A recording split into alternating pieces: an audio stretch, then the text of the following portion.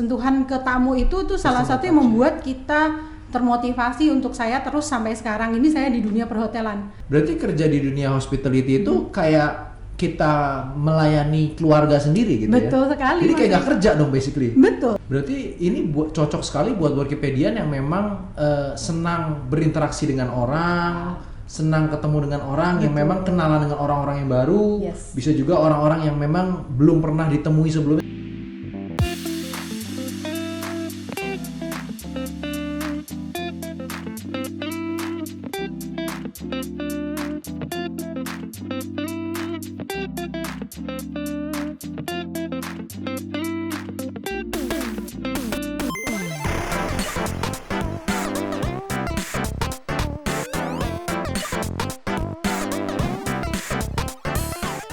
Mungkin saya ingin coba gali, pelayanan itu kan sesuatu yang sering dianggap sebagai rendahan, kerjaan yang memang ya pelayan gitu kan, dari definisi pelayan. Bagaimana Mbak Iren melihat profesi hospitality ini? Kenapa pengen banget dulu malahan? Kalau kita bilang apa istilahnya rendahan, itu malah tidak ada di pikiran saya sama sekali tuh Mas Rin. Jadi waktu saya join hotel in the first time gitu ya, saya rasa malah apa ya istilahnya sentuhan ke tamu itu tuh salah satu yang membuat kita termotivasi untuk saya terus sampai sekarang ini saya di dunia perhotelan. Jadi waktu tamu tinggal di hotel kami, saya anggap itu adalah family saya yang pulang ke rumah atau teman saya yang berkunjung seperti itu. Jadi waktu kita memberikan pelayanan pelanggan itu atau customer service itu kita berikan bahwa wah ini kesempatan saya untuk menjamu tamu saya, menjamu teman saya, seperti itu. Berarti kerja di dunia hospitality itu kayak kita melayani keluarga sendiri gitu. Betul ya? sekali. Jadi kayak gak kerja dong basically. Betul. Kayak senang-senang aja kita ketemu dengan teman-teman, ketemu dengan keluarga yang sehari-hari bisa jadi teman nanti malam. Yes, betul sekali. Kalau waktu pertama kali kerja di hotel, itu saya started sebagai butler. Jadi butler ini handle salah satu apa istilahnya building yang memang dikhususkan untuk tamu-tamu VIP di Sheraton Bandung Hotel and Towers itu. Disebutkan Towers Mas Rey. Jadi 40 tamu itu betul-betul tuh spesifik istilahnya kita yang pegang. Dan itu ada repeat guest atau loyal customers kita. Berarti sampai kenal banget dong. Kenal sekali. Saya masih ingat ada Japanese long stay guest itu yang apa istilahnya stay di kita itu berbulan-bulan tuh Mas Rey. Itu sudah seperti uncle sendiri gitu ya. Waktu mereka pulang misalnya contoh ke Jepang, balik lagi ke Indonesia, mereka bawa oleh-oleh. Iya, jadi long stay itu istilahnya mereka stay di hotel 6 bulan lamanya mereka tinggal di hotel. Ada yang tinggal 6 bulan di hotel. Banyak Mas Rey, ada yang 1 tahun, ada yang 2 tahun seperti itu. Nah, waktu berbicara tentang pelayanan pelanggan lagi, apa istilahnya memberikan kepuasan pelanggan yang melebihi dari yang mereka harapkan, itu membuat lebih dari apapun yang istilahnya reward yang diberikan untuk kita. Jadi salary istilahnya itu bukan utamanya waktu saya kerja di hotel Mas Rin. Karena ada kepuasan lebih yang ketika didapatkan ketika kerja di dunia hospitality ini. Betul. Oke. Menariknya adalah kalau menurut saya tadi Mbak Iren sempat nyobain beberapa industri yang berbeda gitu ya. Tadi sempat restoran, sempat hotel juga, sempat di cafe juga mungkin. Nah, kenapa akhirnya sekarang nyangkutnya di hotel nih? Kalau saya personally sebenarnya sangat-sangat tertarik nih Mas Ray dengan perhotelan karena tadi hotel itu kan bukan berbicara orang hanya datang 3 menit, 5 menit stay ya, istilahnya datang ke tempat Anda seperti di restoran. Tapi kalau kita bicara mengenai hotel, setidaknya Anda stay 1 malam, betul? 1 malam Anda stay berapa jam lah paling enggak ya? Betul. Lalu juga bisa apa istilahnya nanti datang kembali. Jadi contohnya seperti ini Mas Ring, ada tamu yang repeated guest, loyal guest itu dia balik kembali, waktu dia balik kembali ke hotel kita sudah tahu preferences-nya. Contoh Mas Ring ya kan datang dengan 1 anak, di bawah usia berapa nih, saya udah tahu, saya udah note. Jadi harus ada sediakan apa, baby cot misalnya. Lalu dengan istri misalnya kita bisa sediakan misalnya 2 towels atau extra towels di sana, seperti itu. Preferences-nya apa nih? Oh, kalau Mas Rey ini healthy food sukanya misalnya. Jadi misalnya no fried food. Jadi kita waktu kita serve makanan pun nanti di restoran kita juga informasi. Sesuaikan. Betul sekali Mas Rey. Berarti ini cocok sekali buat Workipedian yang memang senang berinteraksi dengan orang, senang ketemu dengan orang, yang memang kenalan dengan orang-orang yang baru. Bisa juga orang-orang yang memang belum pernah ditemui sebelumnya. Tadi Mbak Iren sempat cerita terkait Japanese, terkait foreigner yang memang datang ke hotel kita untuk kita bisa jadikan keluarga dalam beberapa hari ke depan gitu ya, atau beberapa bulan ke depan. Oke.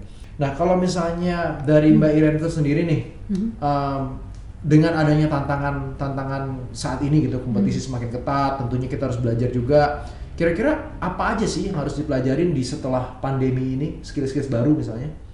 Untuk saya personally ya, Mas Rey ya. Kalau saya personally mungkin saya lebih bagaimana align dengan bagaimana nanti kita mengembangkan istilahnya kemampuan dari personal kita untuk menghadapi associate terutama. Karena kan saya juga sebagai istilahnya bukan cuma frontliner, tapi juga saya bagaimana saya berhubungan dengan manusia yang lain. Jadi building relationship, communications. Ya, sekarang challenge juga tuh Mas, communicate things, apa istilahnya, mengkomunikasikan ide kita, mengkomunikasikan gagasan kita. Karena kan things changes-nya banyak itu berubah. Betul.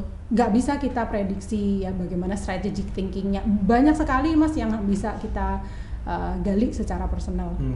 Dan itu mungkin bisa jadi kesempatan buat orang-orang yang memang baru mau masuk ke dunia hospitality, jadi upgrade skillnya dan juga menggunakan skill-skill yang baru ini untuk bisa melayani customer dengan lebih baik lagi. Betul. Karena kalau saya lihat sebenarnya industri ini tuh intinya berhubungan dengan orang, melayani orang. Intinya memahami orang yang menjadi fungsi utamanya ya. Yes, betul. Karena kan memang kita di bidang jasa ya, Mas Rey. Jadi kita memberikan pelayanan pelanggan itu betul-betul in touch dengan tamu. Dan tamu itu juga sekali lagi ini mungkin nanti bisa digali lebih lagi ya. Mungkin Workipedian bisa belajar lebih lagi karena keahlian ini perlu kita kuasai asah, Mas Rey. Intinya kita harus lihat kondisi kita bisa apa ya istilahnya membaca tamu kita ya kan, kita bisa menanyakan pertanyaan yang tepat, hal-hal seperti itu yang tentunya menjadi sebuah seni kalau saya bilang Mas Rey di dunia perhotelan. Dan menariknya itu nggak semua orang punya mungkin ya, nggak semua orang punya, harus dilatih, harus dikembangkan. Wow, itu sesuatu yang memang kepekaan tersebut terhadap kebutuhan customer, kebutuhan pelanggan harus, dan itu saya rasa nggak hanya di dunia hospitality tapi across industri juga memang diperlukan. Yes, precisely. Gimana cara ngelatihnya tuh Mbak Iren? Belajarnya dari mana tuh? Nanti lama-lama akan istilahnya apa ya?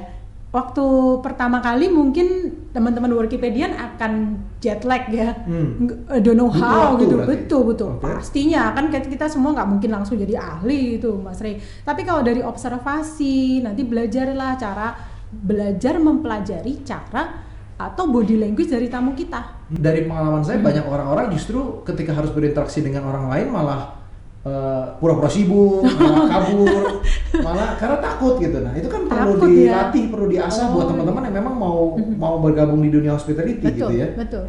Perlu diasah. Kita pun di encourage istilahnya untuk frontline, bukan hanya frontliner Mas, malahan di masa-masa seperti ini kita di encourage di posisi-posisi tertentu. Jadi manager up semuanya turun ke restoran. Setiap pagi kita harus berbicara dengan tamu at least setengah jam. Cari tamu level manager pun. Jadi jangan, maksudnya istilah gini, pelayanan pelanggan atau customer service itu di hotel atau di hospitality industry itu bukan di meja Anda tertulis customer service. Jadi yang hanya berbicara bukan dengan hanya PIC-nya aja lah gitu ya. Bukan cuman yang ada title-nya customer service, pakai name tag customer service yang bisa bicara dengan tamu. Siapapun Anda bisa bicara dengan tamu.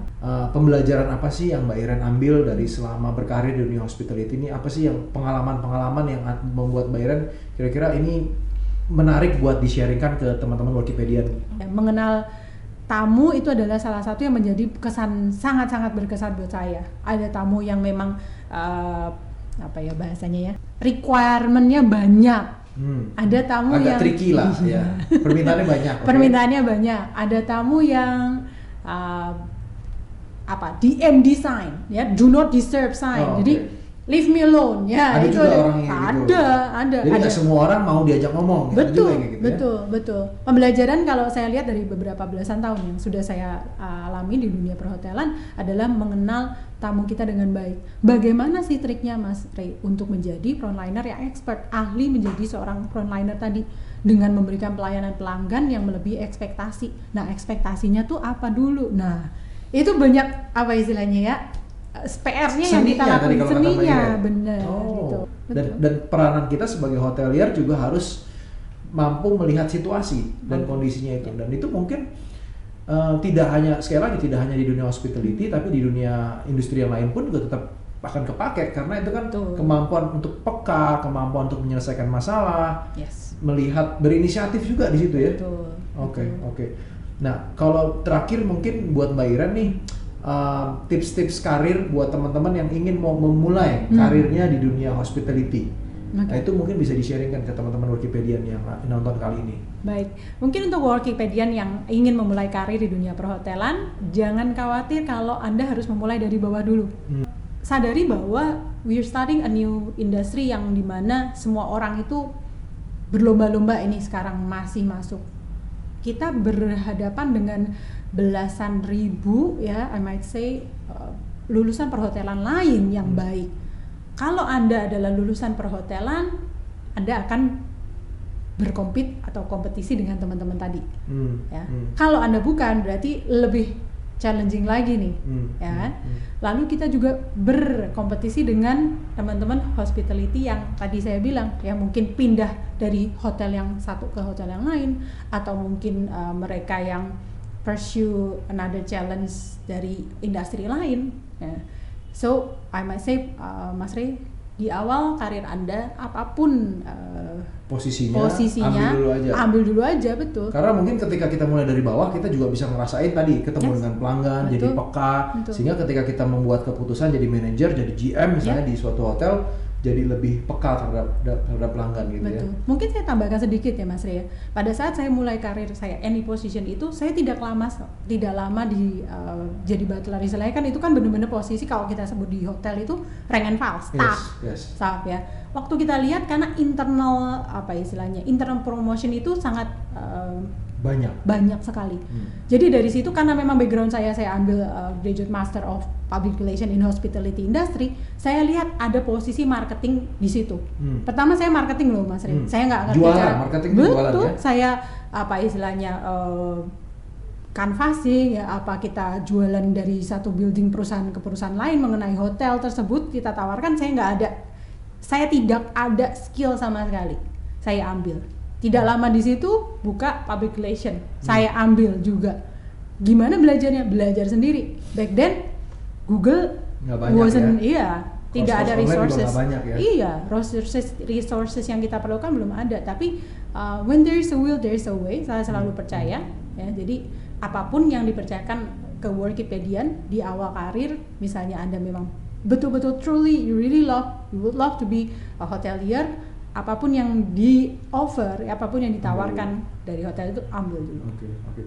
Nah mungkin pertanyaan dari Workipedian juga adalah kira-kira manfaatnya kerja di atau benefitnya kerja di hotel tuh apa aja sih gitu? Selain financial tentunya ya, baik. Selain financial mungkin ada beberapa fasilitas Mas Ray. Kalau saya kan di international chain ya kebetulan sekarang. Jadi ada fasilitas diskon karyawan. Diskon kamar lebih murah nih ya? Lebih murah jauh. Diskon karyawan baik untuk karyawannya ataupun keluarganya. Iya. Harga spesial. Jadi harga spesial dapat kamar khusus. Betul. Bisa di-upgrade juga kan. Lalu misalnya ke restoran ya, itu diskon juga. Dan itu bukan kalau international chain, kita bukan hanya di hotel saya saja, tapi itu di 32 seluruh dunia. 32 brands ya. Wow. Kalau misalnya kalau saya penasaran kalau pakai fasilitas di hotel itu boleh nggak sih kalau staff? Kalau staff itu kebetulan kalau untuk policy di kami belum boleh, kecuali Anda menginap. Jadi Oke. contoh misalnya saya menginap, saya mau renang boleh nggak gitu, mau nge-gym boleh nggak? Boleh kalau menginap Mas Ri. Jadi harus nginep dulu dengan harga discounted, baru Yes. setelah itu boleh pakai fasilitas sebagai tamu gitu. Sebagai statusnya ya. tamu, betul. Oke. Menarik. Saya rasa ini industri yang sangat seru untuk teman-teman dalami dan juga Anda pelajari lebih lanjut. Terima kasih Mbak Iren Sama-sama, Mas Ri. atas kesempatannya ini kita bisa sharing-sharing dan belajar sama-sama. Mudah-mudahan Wikipedia juga merasakan manfaat yang sama. Demikian bincang-bincang kita bersama Mbak Iren Friska pada kesempatan kali ini. Sampai jumpa di podcast Wikipedia berikutnya, karena hanya di Wikipedia kamu bisa temukan karir impianmu.